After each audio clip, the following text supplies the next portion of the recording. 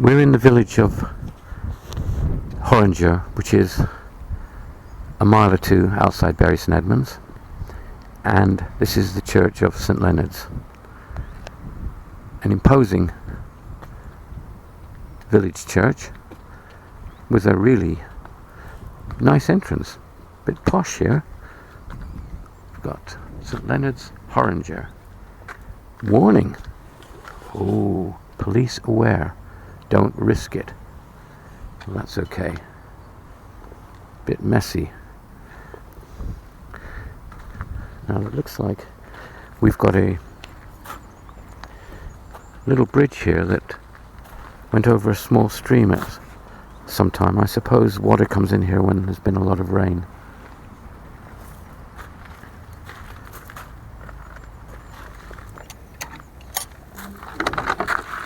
The usual wheelie bin.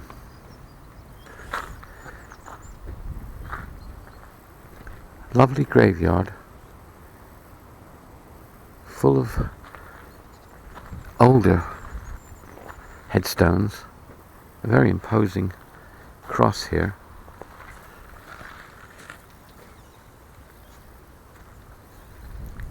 And the headstones are all falling at different angles. Always find that strange. More recent headstone here.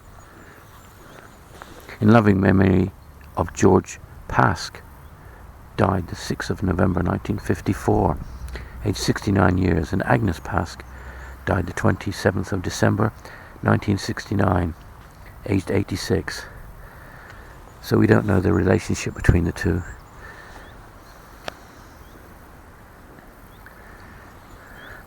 This is slightly overgrown now, and these headstones are falling in.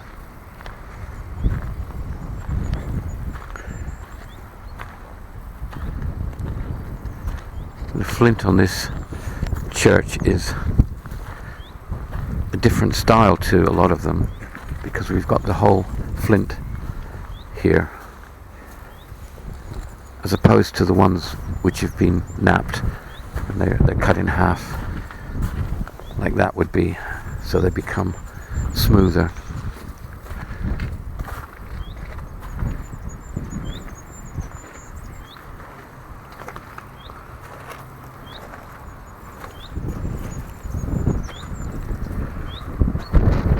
Quite an extensive churchyard.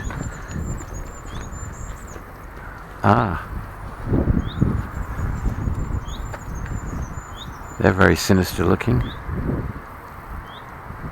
The water to run off. Gravel path round the side of the church. A stained glass window and the little section which presumably had been added on at one time. I would assume in Victorian times that. So the graveyard here is quite extensive and full. See what this says.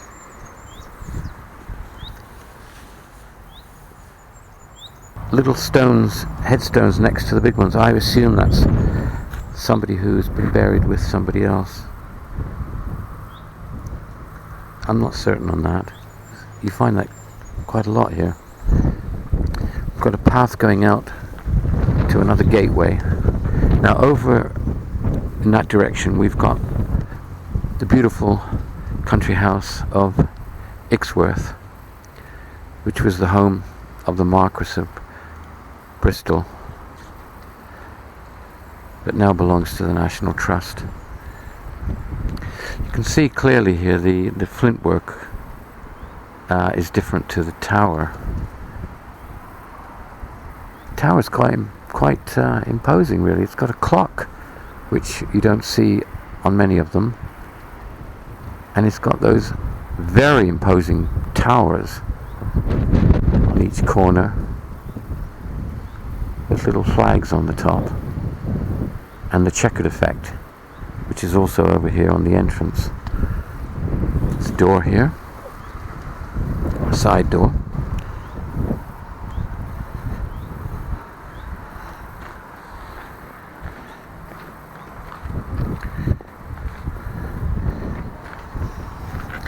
This church is right next to the large house. I would imagine there's some pretty important people or wealthy people being buried here. So this is the main entrance to the church, which comes down to the door, the entrance to the church. You can see clearer the clock there. Let's have a look. See if the time. Yes. It's very windy today and it's quite cold. Overcast. I think we'll go inside and see. Oh, first let's have a look at the churchyard out here, which is extending further to the old. Now that's a big extension to the churchyard, which I would assume was added in later years. So it's quite a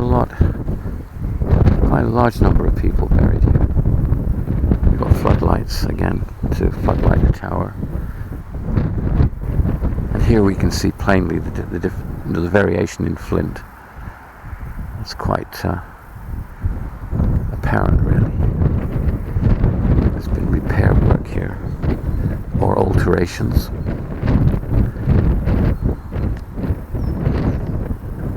Big tower. That looks like it's had repair work. This whole window. We'll go inside out of the wind.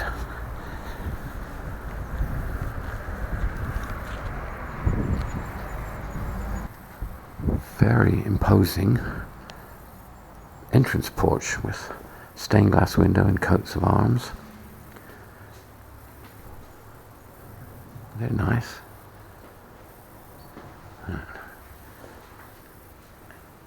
And a wooden ceiling. And a little door to the side.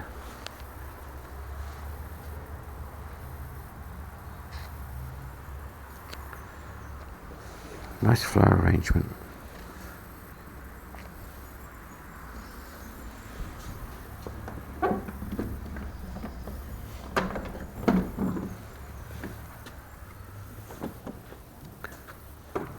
This is lovely. This is a beautiful church. Well, the first thing that strikes you is the font, which has coats of arms and a lovely wooden top with an arrangement that goes right up to the ceiling. Maybe that lifts up, it's pulled up. I'm not certain. Where do we start here? It's beautiful. Start at the bottom. We've got an old stone floor. It's different to other floors that we've seen in churches around here, which are normally red and black tiles. We've got a more contemporary gate here, doorway, which leads to the tower, base of the tower. And you can see all the pulls for the bells.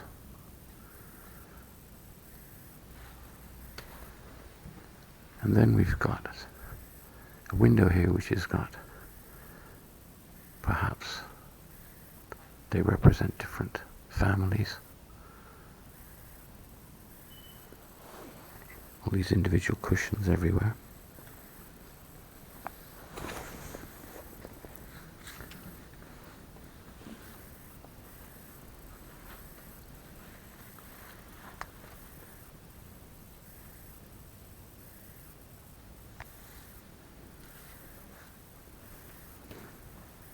An extensive dark ceiling. It's so large, this ceiling, that it's overpowering and gives the church a very grand, imposing is the word that I would use. It seems wider and much larger than most of the churches that I've seen in this area. We've got this vast area at the side here and another one over there.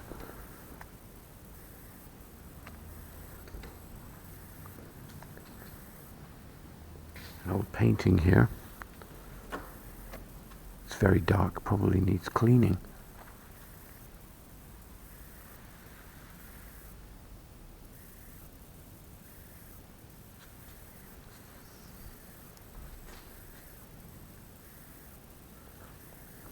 The pews look to be late Victorian or Edwardian. Different to many that we've seen yet again. There's many aspects of this church that seem different. There's a lovely candle there and a beautiful little old radiator. That's really nice. Some memorials here. Here we have a memorial for the First World War. It's beautiful. The flags each side. The standards.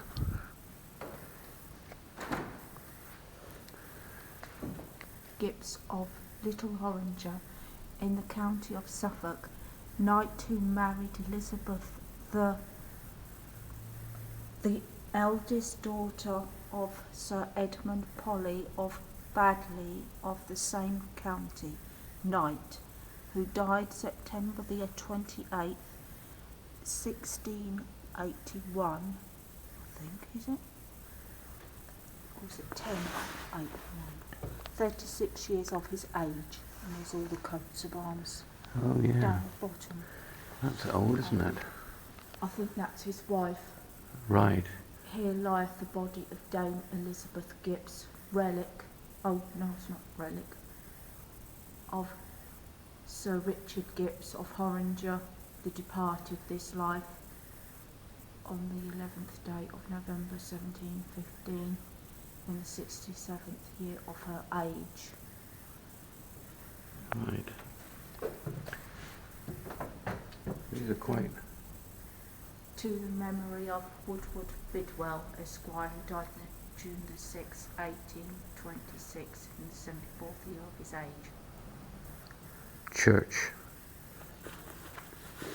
Bell Restoration Appeal, which we will put something in.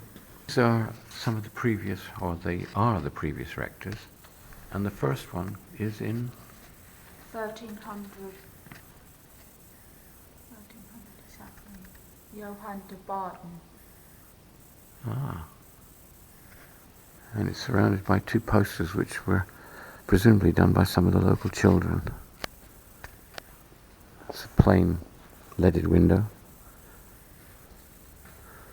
This looks like an area where Sunday school or something's done. They've opened it up for some activity.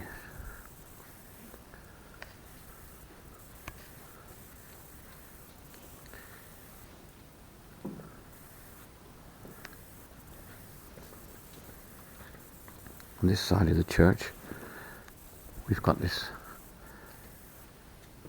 intimate little area with two beautiful stained glass windows. This is a small chapel, and this particular window is predominantly red, and it is glorious.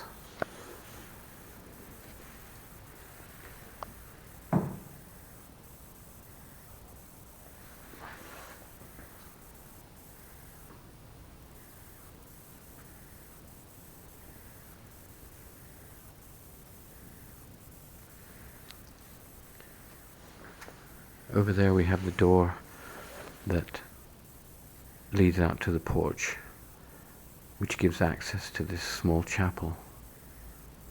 And some memorials on the wall there. One of them in particular is rather impressive. That's beautiful. little gate here. That's sweet. And this window is just fabulous. This is predominantly blue. And we've got the animals, bird flying in the sunshine.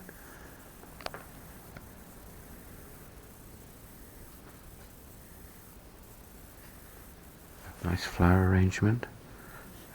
One of these old Edwardian style radiators. An old banner. Cross and 2 candles.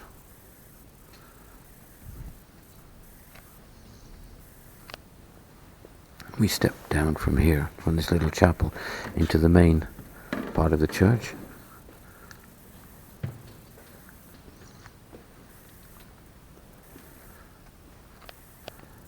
This is a very large area where the altar is. The ceiling is just large, wide, even when we step up here. The door to the right, I think that door just goes to the outside. And here we have the organ.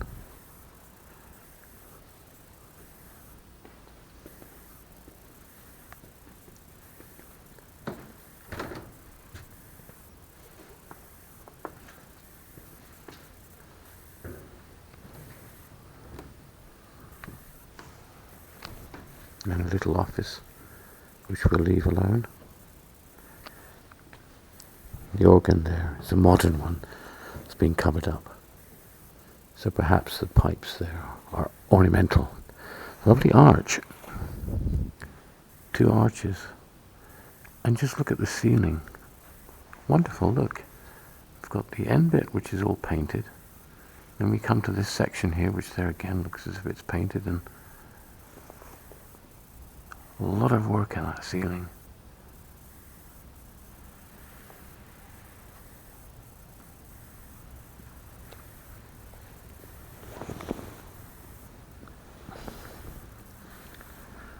And we've got the altar. And behind it, a very large, impressive stained glass window.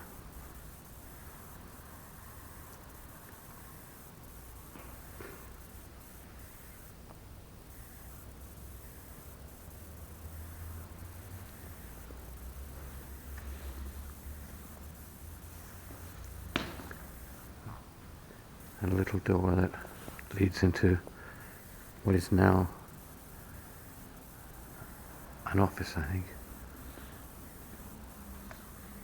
And here we've got...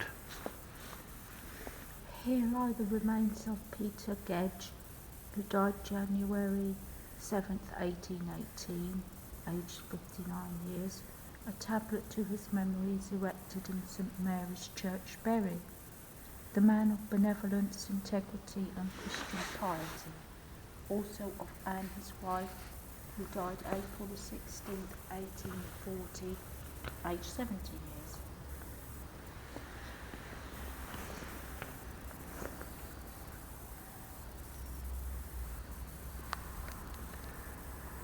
This is a church of some substance, and when you see arches with these double columns, which were, I would assume, added in Victorian times, you realize that there was a lot of money involved with the local community that sponsored and paid for this to be built.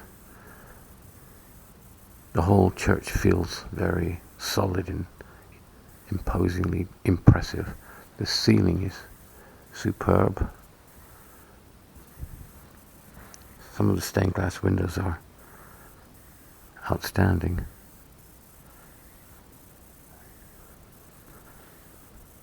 And it feels very large. Larger than perhaps it really is. It's got a lot of space. That wooden ceiling is fabulous.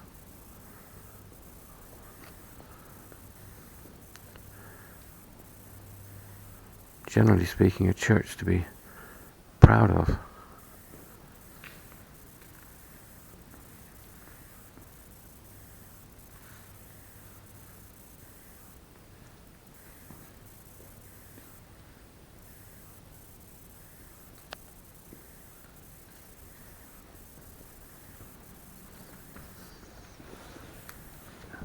A more modern door here.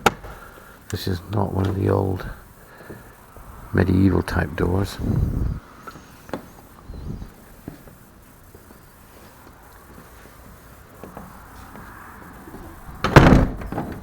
The porch doors, though they're newer, much newer, are very impressive.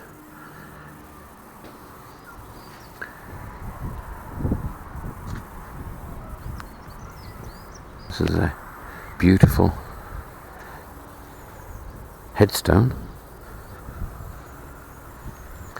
but it looks as if it's had alterations, or I don't know, it's difficult to tell. This is very odd. It's flint work.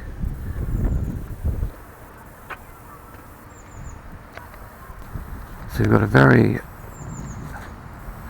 big and impressive church, and it is in keeping with its proximity to Ickworth House